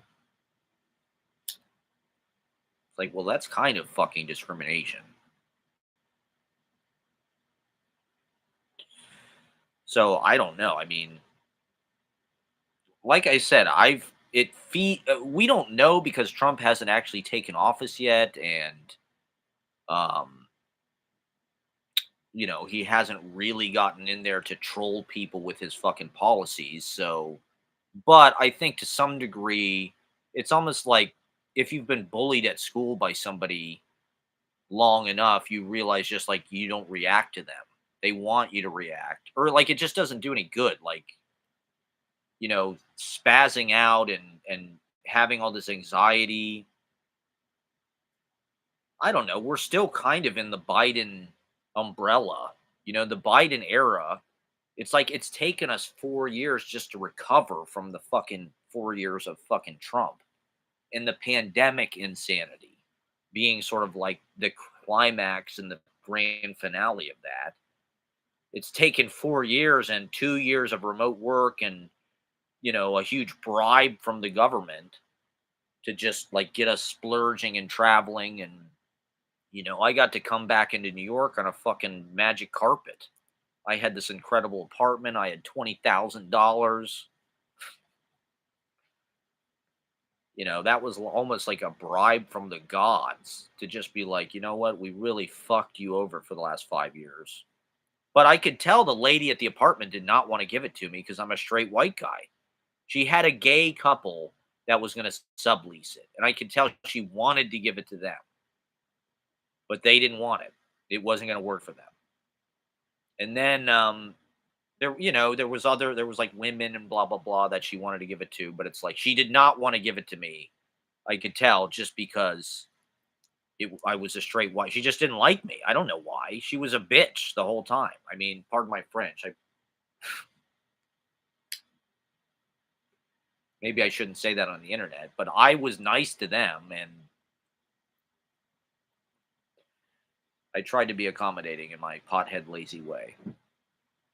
Um, I don't know. I don't necessarily think this is going to be good for like but there's a lot of fucking women that like Trump. I mean, I just watched this whole fucking podcast with Megan Kelly and the chicks from Red Scare. Um the difference between yeah. Um Talking about Trump and they're all like fangirling about Trump. It's like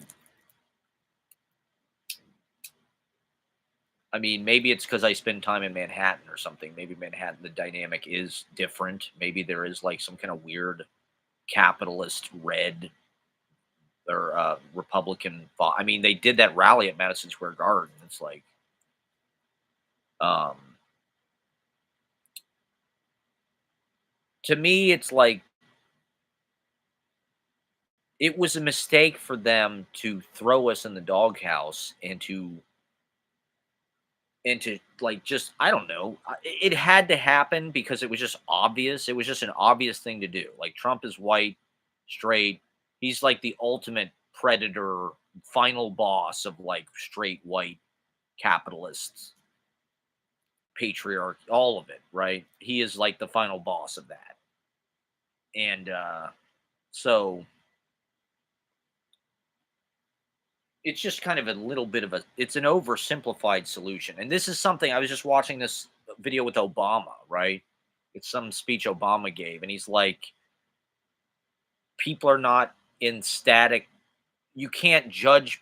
The election showed us that you can't judge people based on they're not going to behave according to like a static identity category. Just because you're Latino and Trump says build a wall doesn't mean you're not going to vote for him. But that's what the Democrats and kind of like woke people who are trying to organize on the basis of like that kind of superficial shit alone, that's what they assume. It's like, well, you have to be in our coalition because we say so. You're Hispanic. How can you vote for Trump? You hate Hispanics? Are you racist? People just don't like being condescended to and filed away and typecast in that way.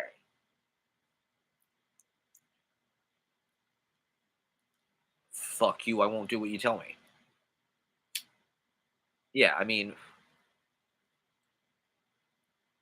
well, the fact that it just became like it became cool for Gen Z people to be queer. It's like everything that was like hipster culture or like artistic culture became like queer safe space, all of that stuff, and bisexual lighting and bi POC. And so, it's no wonder that Gen Z men who are also in that same category, they're automatically excluded and alienated from those spaces, just like by definition. So what are they supposed to do? They stay home, they play fucking video games, and they listen to fucking podcasts that I don't know are like father figures or guides or something because they're already told that they're shit. It's like you're not. I'm a lesbian. Like, get away from me. It's like and to be honest, I know I probably sound like fucking Bill Maher or something. This sounds probably really hateful, but like this is what I see objectively. Not that it's a bad thing, but like uh it's also like cool to be trans. You know, if you're under the age of 25 or something, it's just kind of like baked in because you came of age during Trump 45. That was like peak wokeness. And so if you were in high school to college during those years, it's probably baked into you that like it's cool to be queer, BIPOC, trans, Greta is cool. You know, these are like the whole activism became cool. Activism became part of like the institutionalized art world, and left wing culture became all about identity politics and virtue signaling, and that meant, and so if you were 16 to 24, you know, during 2016 to now, and you're a guy, there's really no place on the left for you. Like, what are you supposed to do? You're not gay. You like first person shooters or whatever. I don't know. You like wrestling, or you like fucking, I don't even know what's out there. What do fucking they think video games are cool? What music do they listen to? You know, if you're a 24-year-old guy right now, but let's say you're 20, what the fuck do you listen to? Like rap, like fucking Future or something? I don't know. Travis Scott, fucking I guess McGee. Music is going the way of the newspaper. Wow. Who'd have thought? Well, I think making money from music. The thing is just everybody's making music and everybody's trying to make money from it. You can just record shit on your laptop. You can make a TikTok, make an Instagram, make a fucking Bandcamp. It's like we make our own music. You can get on Spotify. Even the famous people don't make any goddamn money on Spotify. So it's like all these things are just being, kind of dissolved into a populism. Whereas before they were in these sort of like cisterns, the music business. They could sell records. They had tangible objects that like you had to fucking buy. It's just like our whole sense of how our economy works needs to be rethought. Like music is free. That's okay. Like, um, you know, we have enough resources to provide for everybody. We don't need to be in this insane system of money buying basic necessities, paying, it's like we can provide for everybody. We can organize, we can base the production of things based on need, and just providing like kind of a, which is sort of what I mean.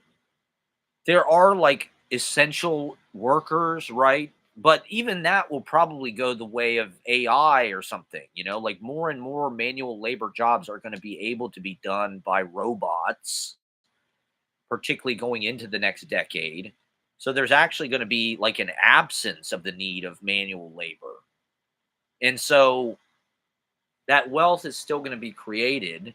Right now, it's looking like it's just going to be hoovered up into billionaire fucking space programs trying to get to fucking Mars, which is class warfare against the poor, wasting our money on that shit rather than using it on the problems we have here. And no one is going to have any way to make money at all. No one's going to sell anything. It's just going to be like about how many fucking views you can get on the internet, probably. How big of a following can you get, and how can you advertise shit to people who have money?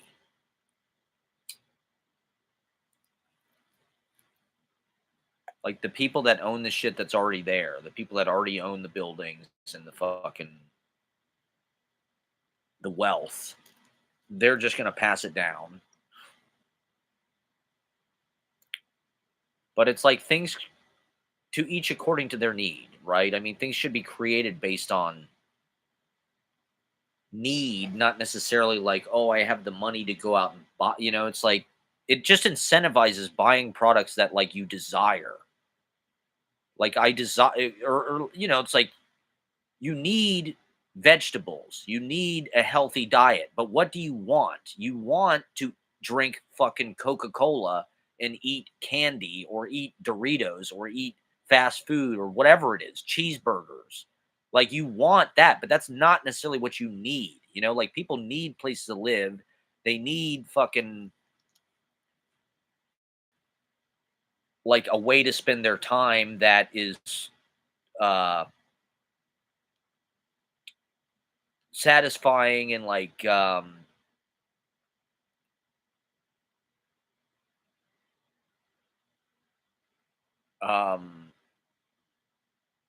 not validating, not vindicating. I'm trying to think of the word. Just like valuable to them. It's like whatever that may be, whatever work it is that you want to do and that you're good at. Um, Instead, it's like these jobs are disappearing. The wealth is being stolen by the richest people. They're making it harder to compete with them. Small businesses are actually getting squelched out. The algorithm completely controls whether you're successful or not. I mean, this is another thing. It's like women, they also don't really understand, like on social media, not that it's like totally a safe space for them, but like they could make a job, like I guess, one of the most wanted jobs for like Gen Z people is like influencer, right? We all want to be influencers because like who wouldn't want to do that? Like I make $10,000 a post or something to like travel and fucking eat dinners and stay in nice hotels and people think I'm cool and validate me. And it's like, but, you know, women, guys will follow you on Instagram. You can get 13,000 fucking Instagram followers if you're like an attractive woman. Those spaces are not really if you're a guy, it's just a lot harder to be an influencer. I think Instagram and the optics, we're suddenly in this like visual display of ourselves that's like a public ongoing timeline, and suddenly it's so important what your skin color is. Not that it always wasn't, but those dynamics played into it too. It's like if you're a white guy, we see you on Instagram, it's like, oh, it's just another white guy trying to fucking play music, or how boring. We've seen it. Another white stand-up comedian, another blah blah blah. Whereas if you're a person of color, if you're, oh, it's like I'm supporting. Oh, I want to support this because that's like political of me. It's like progressive politically that like, yes, I'm supporting this like marginalized voice. All I'm saying is it's like it's a different balance, right? This is one reason why there's like this lack of self-esteem. There's depression. There's this nihilistic Trump kind of voting of young men.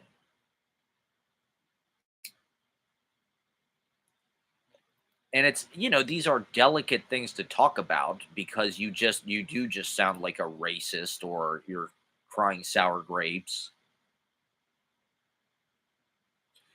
But this is what I'm talking about. Trump cratered my 30s. Um,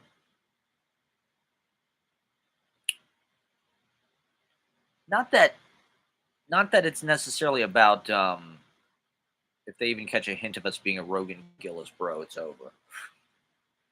Well, I don't know. If you're a Rogan Gillis bro, it's like, I don't know. Is That's like the equivalent of like having a fish in your dating profile picture. It's like, how are all these guys like fishing?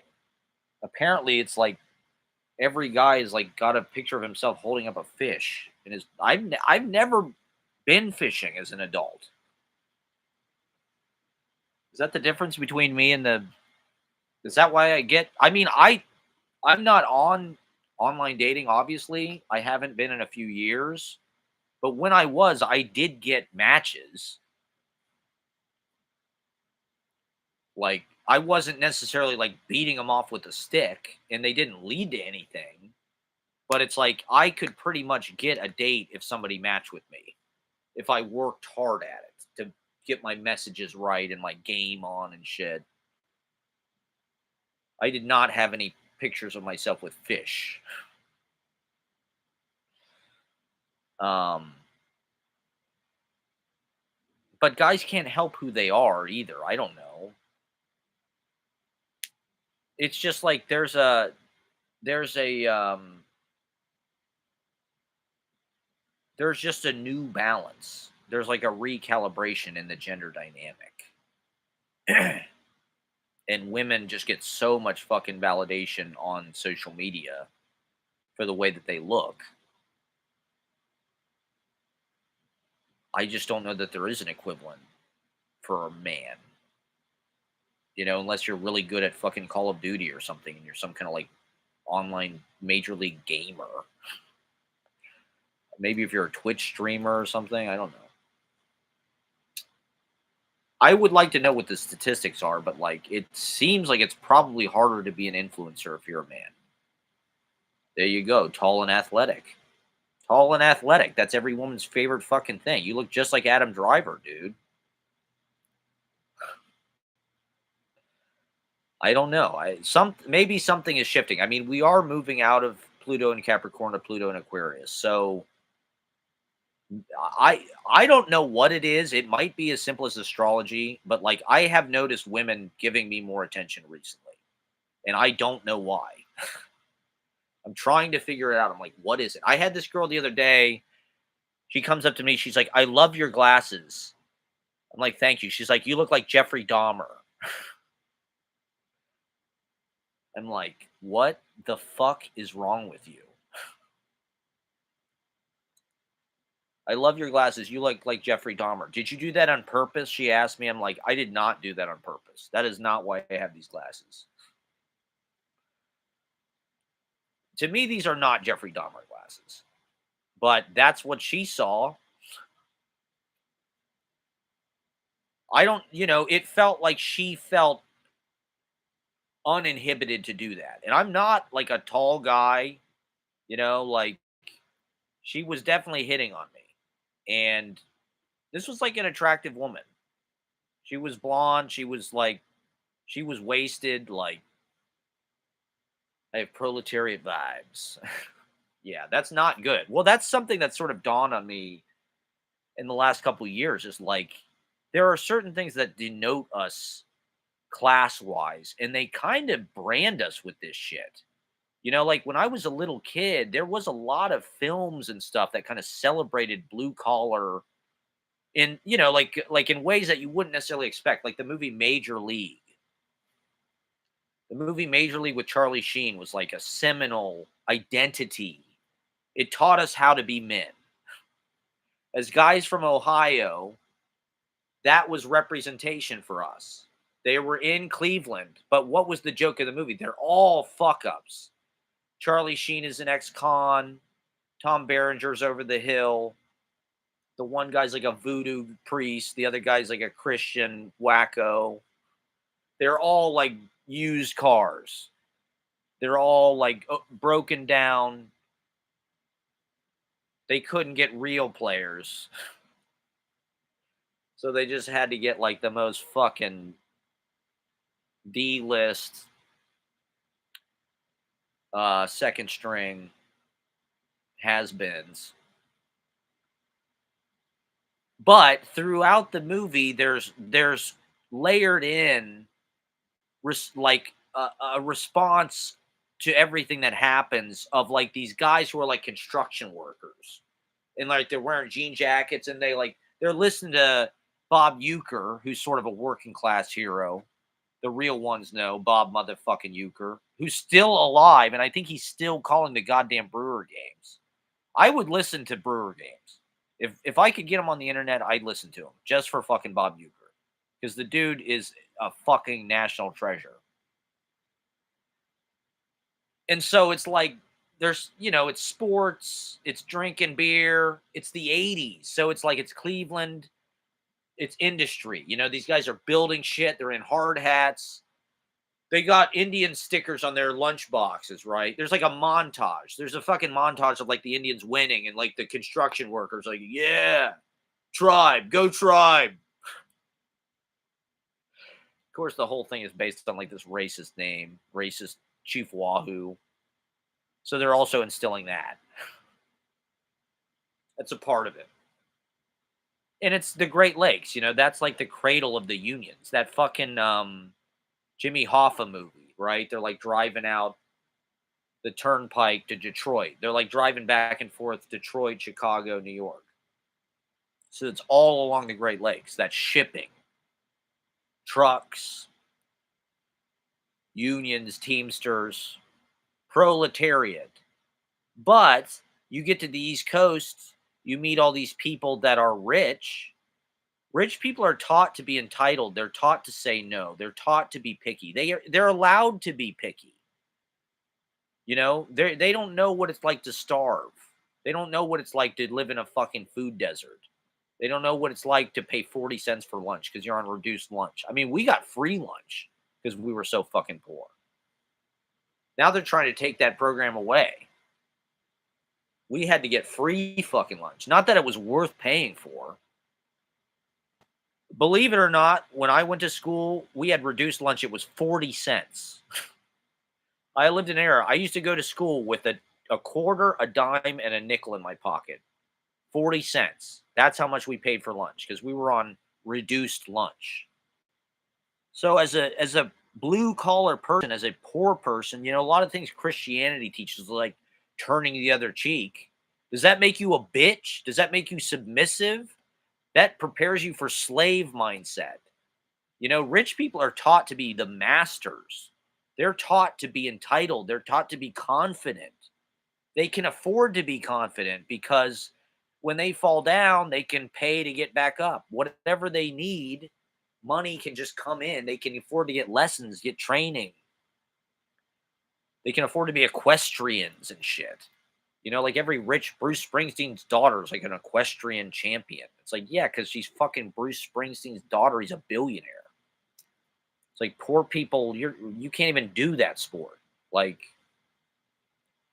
and so there's a clash, and it's bred into us on purpose because they want to identify the help. Like, you are the worker, you are the subservient, we're the capitalists, we're the aristocracy. We don't work, we don't sweat, we're queer, we're woke, we went to Bard, we went to elite colleges because we can afford it. We can afford to be poets. We can afford to be avant-garde because we have trust funds. Our parents are paying for our lives. We don't need to make commercial decisions. And so we've got the gold bullion stuffed up our ass. And we can just pull out a deposit anytime.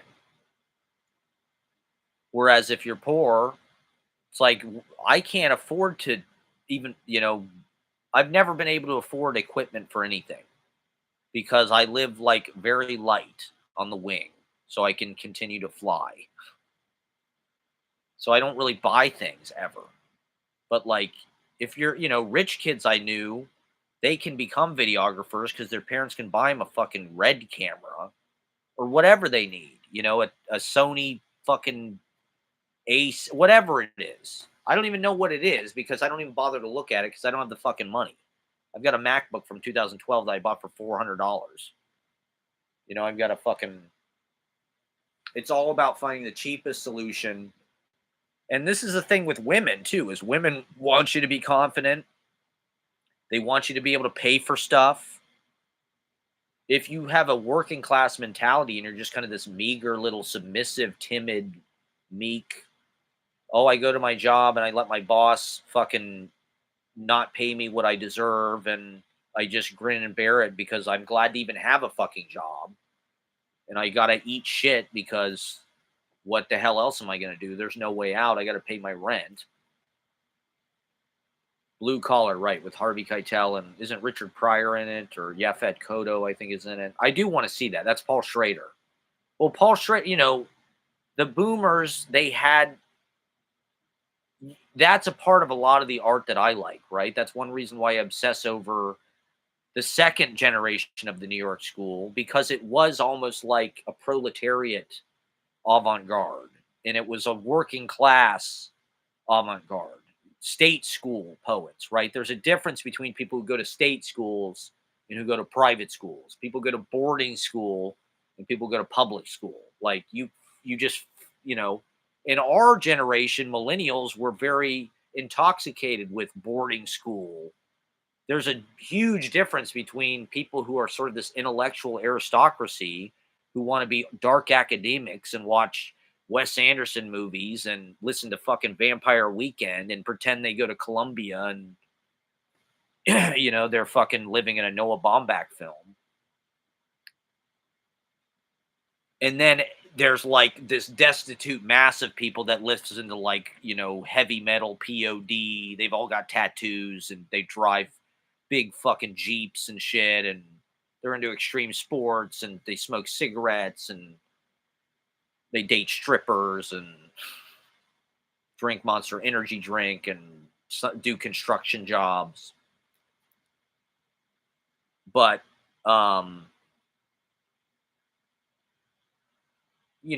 state school is like you're just kind of thrown in there with the athletes and the fucking people who are obsessed with football and it's all about football and you're actually good at football, but it's just like it's a degree factory and everybody wears apparel from the school. Everybody wears fucking Ohio State hoodie, Ohio State pajama pants. Everybody gains tons of weight, drinking tons of alcohol.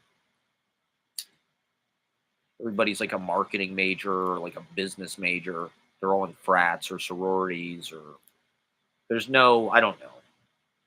Even if there is like a little bohemian art community within that, it's still like marked with this giant like corporate like grist mill. It just feels like you went to Target or something to get your fucking degree. And it's a way of sorting people. It's like a fucking you are not worthy of my little debutante private, she's been bred. She lived in Switzerland her whole fucking life. They spend their summer in like, Ischia. They're on a fucking yacht in the Amalfi Coast. And your world can't even barely touch theirs. I mean, that's kind of what's exciting about New York is like you really can interact with these people, like with the open mic in particular, or like even like, with Ashley, I went to the Columbia thesis prom. And so I'm meeting all these Columbia people. They're all super snotty. They look at you with disdain. They look down their nose at you. They have this kind of cocktail repartee, kind of effete manner that is like healed in them, bred in them. And I'm like Chris Farley walking in like, hey guys, we're going to write some poetry, guys. Gee, these fucking hors d'oeuvres really are amazing. They just give you this shit for free. You can eat as much as you want. The food was all poison. The next day, I was like, the following couple days, I was like, Jesus Christ, what did I eat? All this catering they had was like absolute. I don't know what was in it, but all kind of chemicals and shit. All right, I am gonna get off pretty soon, but go back and watch from the beginning. This was a good one. We talked about the healthcare killer. I did a whole analysis of that.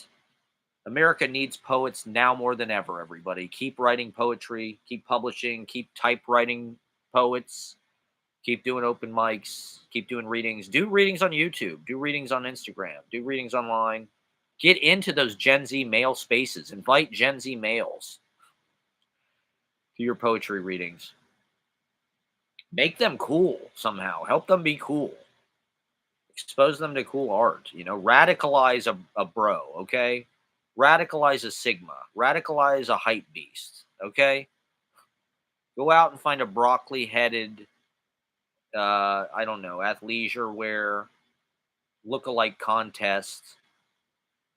See, these women, they're like, we want guys that look like Jack Schlossberg. How do we get them? I know. We'll do a look-alike contest that will maybe go viral and give us a content mill. And then we'll get all these guys that look like Jack Schlossberg to come out, and there they'll be. Like maybe we won't get, maybe the real thing will show up. I mean, fucking Timothy Chalamet showed up at his goddamn look-alike contest. Women, justice for the CEO.